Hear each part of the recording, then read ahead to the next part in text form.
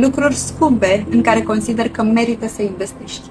Bunele maniere. Nu te costă nimic să saluți un om, să spui te rog frumos, mulțumesc sau să-l privești în ochi atunci când vorbește cu tine. Educația. O carte, un curs sau o discuție cu omul potrivit îți poate schimba viața.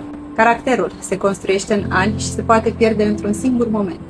Respectul nu se cere, se câștigă prin felul în care îi tratezi pe ceilalți. Timpul este singura resursă pe care nu o vei mai primi înapoi niciodată. Cuvântul dat. Încrederea se clădește atunci când faci ceea ce ai promis. Reputația. Oamenii uită ceea ce le-ai spus, dar nu uită niciodată cum ai făcut să se simtă. Capacitatea de a asculta. Într-o lume în care toți vor să vorbească, puțini aleg să înțeleagă. Disciplina. Motivația te pornește, disciplina te face să mergi până la capăt. Sănătatea. Ai grijă de ea înainte să fii nevoit să o recuperezi. Somnul nu este un lux, este fundația energiei, clarității și echilibrului. Recunoștința. Nu schimbă ceea ce ai, ci felul în care privești ceea ce ai. Empatia. Nu știi niciodată ce lupte duce omul din fața ta.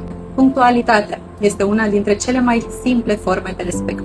Să nu întrerup omul când vorbește. Pare un gest mic, dar poate spune foarte multe despre tine. Să lași telefonul jos atunci când vorbești cu cineva. Atenția ta este poate unul dintre cele mai valoroase daruri pe care le poți oferi. Să recunoști când ai greșit. Îmi pare rău sincer valorează mai mult decât 1000 de scuze. Să nu faci pe cineva să se simtă mic, doar ca tu să te simți mai mare. Adevărata putere nu umilește. Să îl tratezi la fel pe ospătar, pe femeia de serviciu sau pe directorul unei companii. Educația adevărată nu ține cont de funcție sau de statut. Iar poate cel mai valoros dintre toate, integritatea. Să fii același om și când te vede toată lumea și când nimeni nu te vede.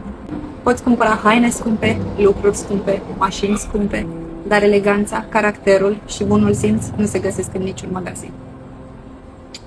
V-am pupat!